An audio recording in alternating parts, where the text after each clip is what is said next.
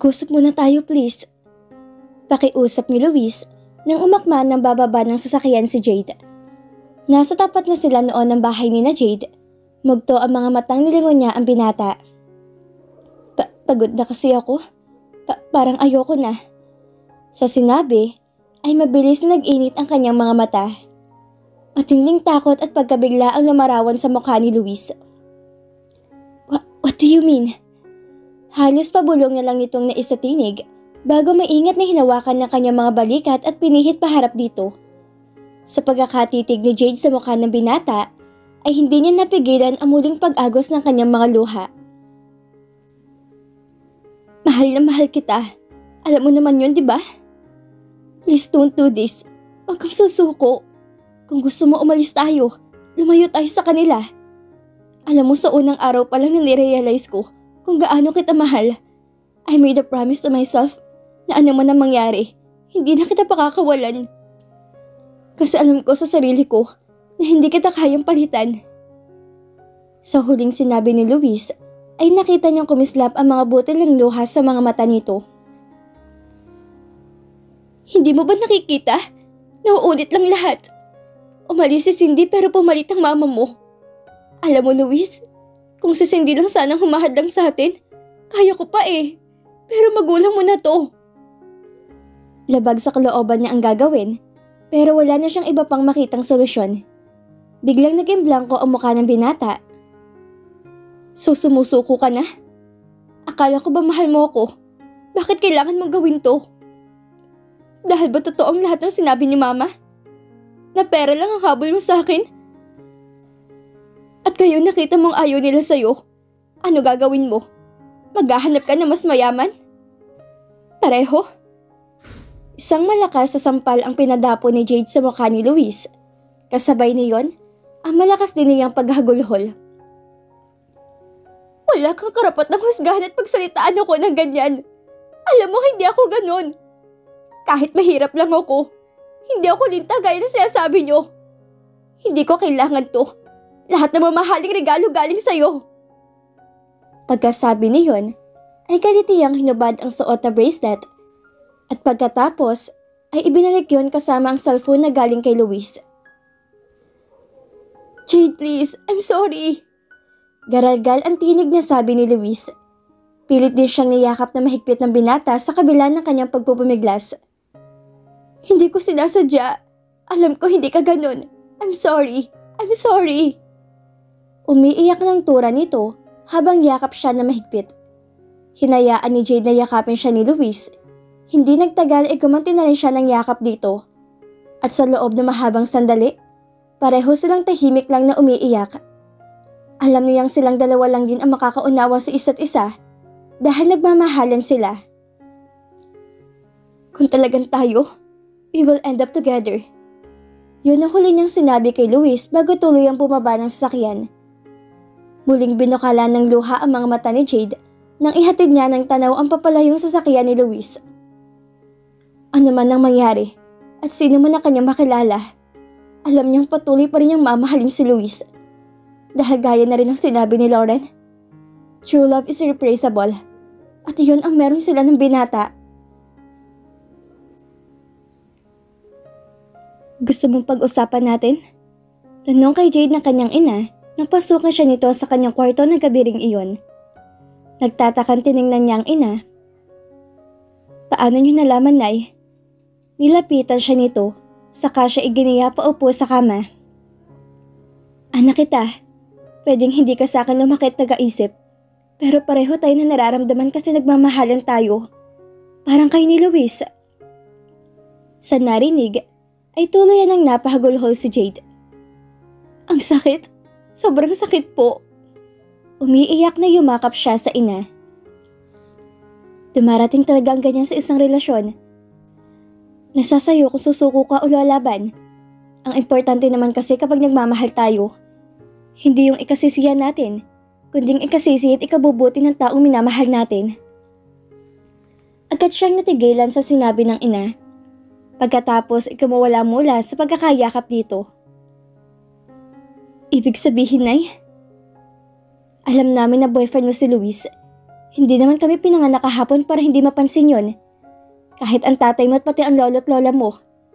Pero dahil alam naming doon ka magiging masaya, hinayaan ka namin. Alam naman naming mabuti kang bata, matapang at matalino. Alam mong ginagawa mo. Noon nilamon ng guilt ang puso ni Jade. Parusa siguro to sa akin, Nay. Kasi nagsinungaling ako sa inyo. Tapos ngayon wala na kami. Doon ko pa nasabi sa inyo yung totoo. Tumawa ang kanyang ina. Hindi kasalanan na magmahal. Lalo't wala ka namang sinagasaang tao. Kaya hindi ka pinaparusahan. Pinilit niyang ngumiti. Walang sinagasaang tao? Alam ko nasaktan ko ng sobra si Luis. Sana someday, mapatawad niya ako. Huminga siya na malalim bago muling tiningnan ng ina. Kayo po, Nay. Gusto ba niyo si Luis para sa akin? Hindi niya tiyak kung saan siya kumuha ng lakas ng loob para sa tanong na iyon. Wala namang dahilan para hindi ko siya magustuhan. Sa katunayan, kahit ang tatay at lola mo, boto sa kanya. Hindi dahil mayaman siya, kundi dahil nakita naming mahal na mahal ka talaga niya. Hindi nakakaibo si Jade at sa halip ay napatingin na lang sa kawalan. Sana ganun din si Tita Carol. Sana yun na lang ang tiningnan niya sa akin at hindi ang katayuan ko sa buhay. Mapait ang ngiting sumilay sa mga labi ni Luis habang nakatitig sa malaking screen ng TV sa kanyang kwarto. Hindi siya mahilig sa love stories, pero nakakatawang isipin sa kabila ng matinding sakit na kanyang nararamdaman. Ayun pa ang kanya pinanonood. At yun ang regalong DVD sa kanya ni Jade sa kanilang first monthsary. Para nga mas masarap manood ng ganyang movie pagkasama kita eh. Mas romantic. Mabilis na nag-init ang kanyang mga mata sa naalala. Mula na makipaghiwalay sa kanya si Jade 1 linggo nang nakalipas, ay nawala na siya ng gana sa buhay. Hindi na rin siya pumasok dahil hindi niya kaya makita si Jade. Alam niyang oras na mangyari yun, ihahabulin niya ang nobya. Mas matindi pa sigurong ginawa niyang paghahabol noon, bago pa sila naging magkaibigan. May mapait na ngiti sa mga labi na napailing siya, nang maalala ang naging pagtatalo nila ng kanyang ina, 2 araw matapos ang birthday niya. Luis, kumain ka muna. Ilang araw ka nang hindi lumalabas ng kwarto. Baka magkasakit ka na sa ginagawa mong yan. Nanunumbat na tinitigan lang niyang ina, saka ibinalik ang tingin sa malaking TV screen. Iwan niyo na lang ako. Matigas siyang tugon. Inilapag muna ng kanyang ina sa side table ang dalang tray ng pagkain, saka naupo sa gilid ng kanyang kama. Please, baka magkasakit ka niyan. Hindi naman ang Jade na yun ang mawawalan kung sakali. Ako! Anitong binigyan diin pang mga huling tinuran. Tigilan niyo na si Jade. Wala siyang ginagawang masama sa inyo. Kaya wag mo siyang pagsalitaan ng kung ano-ano. So you really love her? Kaya nagkakaganyan ka na naman?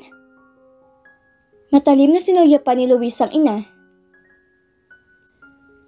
Ang dali niyo namang makalimot sa kung ano kayo noon para pagsalitaan niyo si Jade at pagbintangan na parang napakasama at napakababa niyang tao. I love her more than anyone else. At kung ako lang ang masusunod, I wanna die right now. Hindi nagsalita ang kanyang ina, kaya nagpatuloy siya.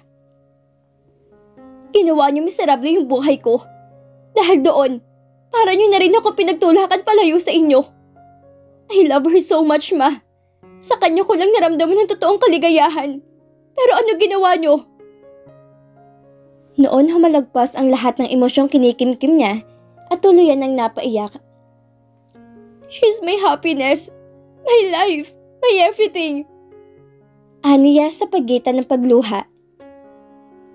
I miss you so much, Jade.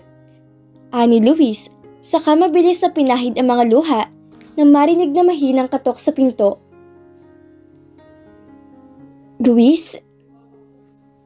Sinuyapan lang niya si Lauren na bahagyang nakasilip sa pinto. Pagkatapos ay ibinalik na ang tingin sa TV. Ano kailangan mo? Babalik na kami sa States ni Mommy. Mamayang gabi ng flight namin. Pagbabalita nito sa mababang tinig. Hindi siya sumagot, kaya nagpatuloy sa pagsasalita si Lauren. Listen, Luis. Gusto ko malaman mong hindi ko intensyong sirain si Jade sa mama mo. Ginawa ko lang yon para ma-realize niyang masaya ka na sa girlfriend mo. Kaya hindi tamang ipilit nila tayo sa isa't isa. Really? Narinig niya ang buntong hiningang pinakawala ni Lauren bago nagpatuloy sa pagpapaliwanag. May boyfriend ako sa States, si Andrew.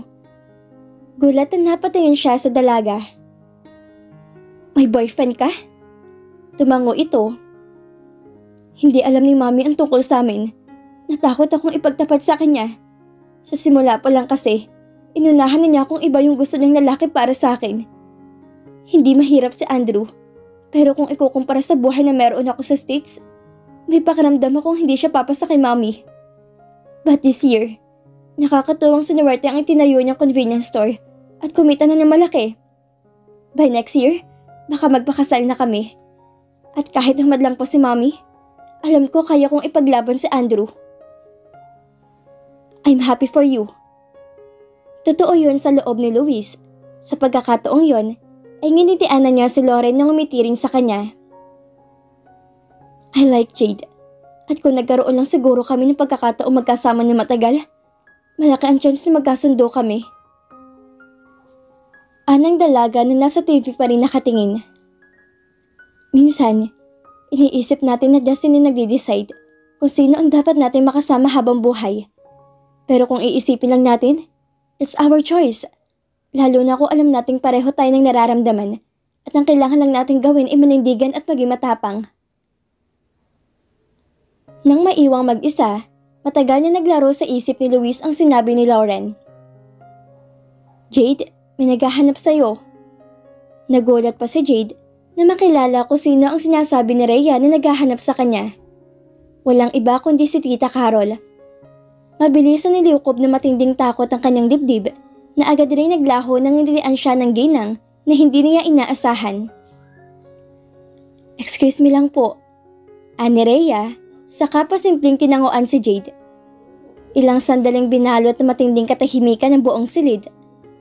Sa totoo lang, ay hindi alam ni Jade kung ano ang dapat sabihin kahit gusto niya magsalita.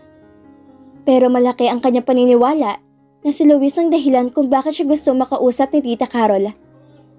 Agad niyang naramdaman ang matinding sakit sa dibdib nang maalala ang binata. Isang linggo na rin, wala na makipaghiwalay siya rito, pero kahit kaunti ay walang nagbago sa sakit na kanyang nararamdaman.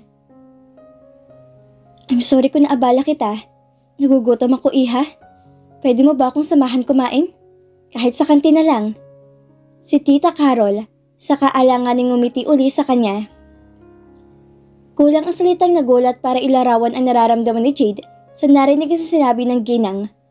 Pero gayon pa man, ay nagpaunlak siya.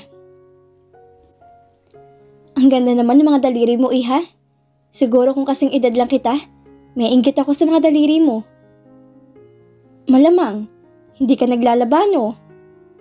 Nasorpresa siya sa sinabi ng ginang nang simulan niyang kainin ang in-order niyang pansit palabok. Naku, nagkakamali po kayo. Sa katunayan magaling po ako maglaba. At ang sabi ng nanay ko, hindi raw maganda ang babaeng na walang alam sa gawaing bahay. Tumawa ng mahina ang ginang. Tama ang nanay mo. Sa katunayan, alam mo bang gaya mo rin ako noon? Bago ko nakilalang papa ni Luis? Sa maniwala ka o hindi, magaling ako magtanim ng palay. Noon nabitin sa ere ang tinidor na hawak ni Jade. Nagulat ka, no? Hindi mo kasi naitatanong, galing din ako sa hirap. Hindi makapaniwalang tinitigan niya na matagal ang magandang mukha ng ginang. Pagkatapos ay nagyuko siya ng ulo at tahimik na ipinagpatuloy ang pagkain. Kamusta na po si Luis? Nang hindi makatiis, ay naitanong niya. Siguro, nagtataka ka kung bakit ako nandito. Sa halip ay narinig niyang sagot mula sa ginang. Tatapatin na kita, iha, ha? Gusto ko sanang humingi ng paumanhin sa lahat ng nagawa at nasabi ko. Anito sa mababang tinig. Alam kong hindi ganun kadaling kalimutan ng lahat. Masyado kitang hinusgahan at pinag-isipan na masama. Yung tipong pati ang pinagalingan ko. At kung ano ako noon, nagawa kong kalimutan. Pagpapatuloy pa ng ginang. Ano pong ibig niyo sabihin? Naguguluhan niyang tanong. Bumalik ka na sa anak ko, iha. Alam mo kasi, gusto ko lang siyang protektahan. Yun lang. Natatakot kasi ako baka mangyari uli sa kanyang ginawa noon ni Riza. Ayoko na makita siyang malungkot mag-isa at nagkukulong sa kwarto. Hindi rin siya kumakain ng maayos. Baka magkasakit siya sa sobrang depression. And worse, baka kung ano pang maisipan niyang gawin sa sarili niya pag nagkataon. Hindi malayong gawin ni Luis yun, lalo na't ako mismo. Nakikita ko kung gaano kanya kamahal. Nasa boses ng ginang ang pagbabakumbaba at matinding pagsusumamo. Hindi ko hinihinging patawarin mo ako kaagad.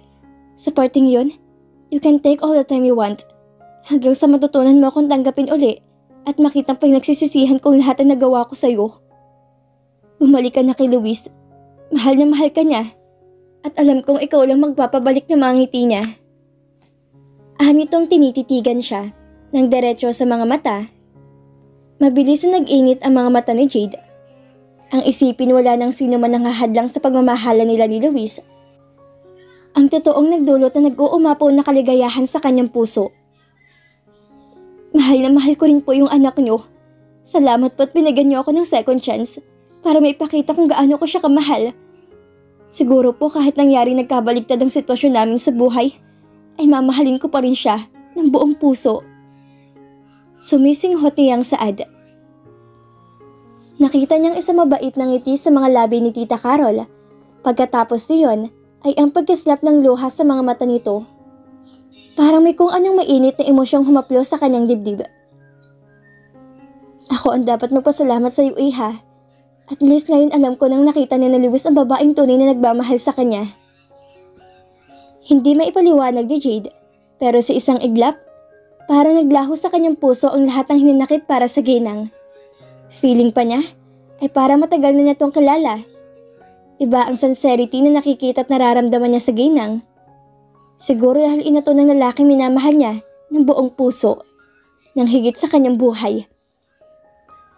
Sa loob ng mahabang sandali, ay pareho lang silang nanatiling nakatitig sa isa't isa.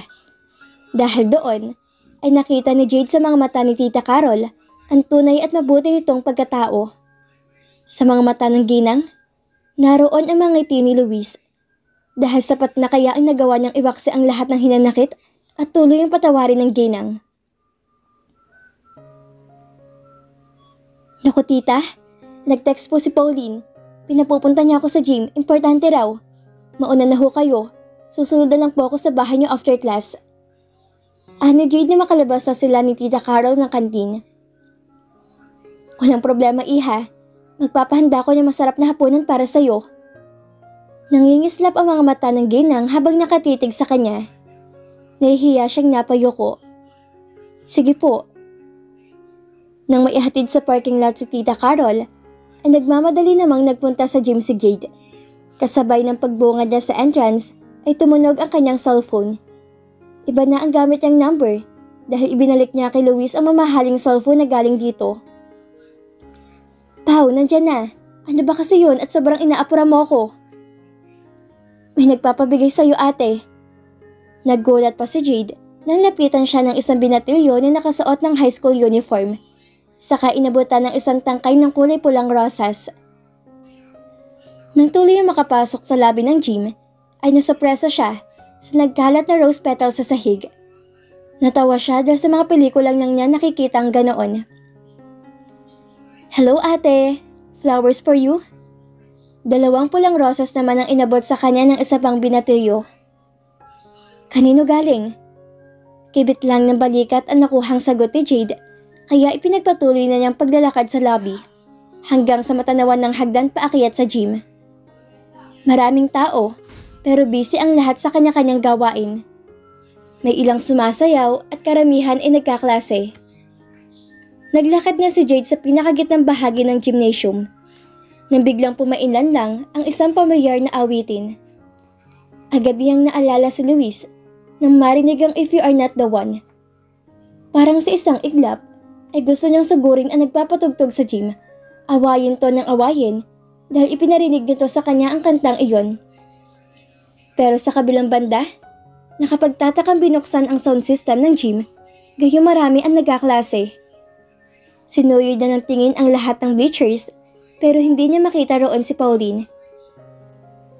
Habang patuloy ang naka-airing kanta, ay laking gulat ni Jade nang mapansin ang mahabang pila ng mga lalaking high school student palapit sa kanyang kinatatayuan. Pawang may mga dalang rosas na kagaya ng 3 hawak niya ang mga ito. Naguguluhan man, ay nakangiti pa rin isa-isang tinanggap ni Jade ang mga rosas. Nakaramdam pa nga niya, ay parang napaaga ang kanyang dibu. Ang lahat ng para sa mga mata sa gym ay sa kanya nakatingin. Kung hindi siya nagkakamali, ay umabot ng 15 ang mga bulaklak na kanyang hawak, kasama na ang 3 pa niyang hawak. Hindi niya napigilan ang sariling haplusin ng tingin ang mga bulaklak. At dahil nga nakayuko, ay hindi na niya napuna ang lalaki naglalakad palapit sa kanya. Nakuha lang nito ang kanyang atensyon na magsigawan ng lahat ng naroroon. Luis? Bulalas ni Jade. Napanood ko na yung movie. Tama ka, maganda. And aside kay Lauren, ang movie ring yun ang nagbigay ng lakas ng loob sa akin para ayusin ang lahat ng meron tayo. Sabi ng binata na makalapit sa kanya hawak ang 12 ng rosas. Nagpatuloy ito nang hindi siya magsalita.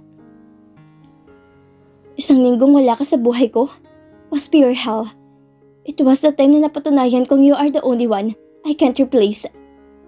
Hindi na napigilan ni Jade ang maiyak dahil sa mga narinig.